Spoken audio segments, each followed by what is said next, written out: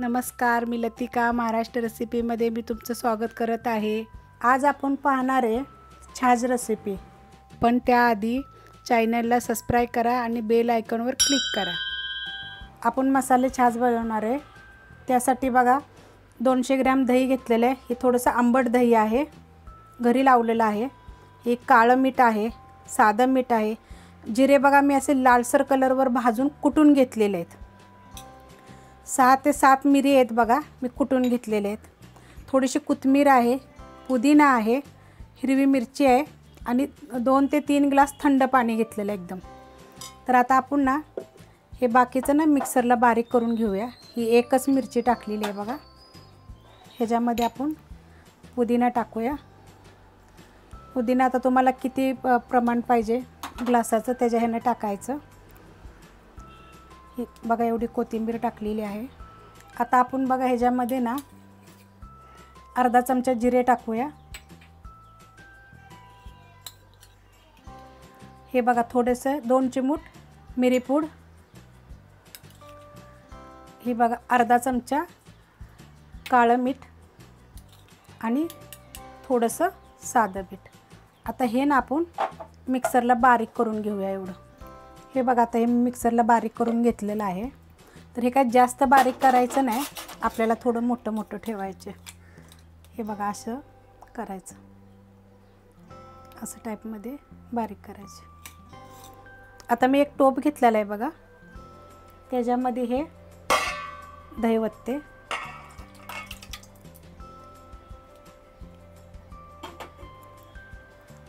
त्याच्यामध्ये आपण थोडे थोडे सगळे मसाले टाकून घेऊया। हे बघा थोडीशी जिरेपूड आणि थोडीशी मिरीपूड। आपण मगाशी मसाल्यामध्ये थोडंसं मीठ टाकलेलं आहे, तर थोडंसं टाकायचं। एक चिमूटभर मीठ टाकले बघा साधं, आणि थोडंसं काळं मीठ। आणि आपण हा जो मिक्सरला आपण बारीक करून मसाला घेतला आहे ना, हा सगळा आपण यात घालूया।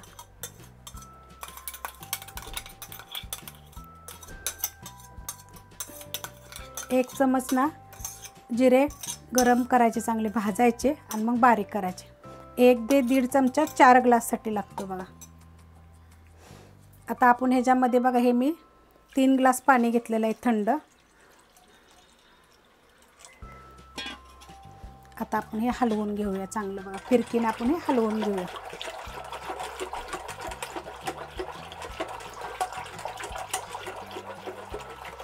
हे बघा मी आता 5 ते 10 मिनटं चांगलं हलवून घेतलेलं आहे।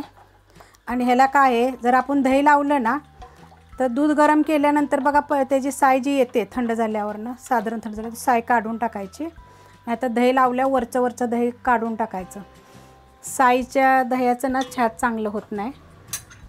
तर हे बघा पातळ असं छान असं झालेलं आहे। तर तुम्हाला जर ह्याच्यापेक्षा जर पातळ पाहिजे असेल ना तर अजून पाणी वतायचं। ही ना 4 ते 5 माणसांना पुरायसारखं बघा मी बनवलेलं आहे।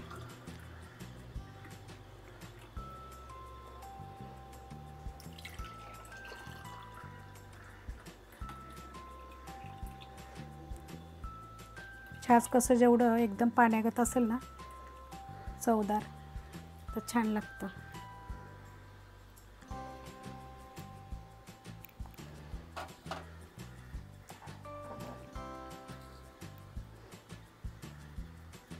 जर तुम्हाला ही छाज रेसिपी जर आवडली असेल तर लाईक करा, सबस्क्राइब करा, कमेंट करा आणि शेअर भी करा।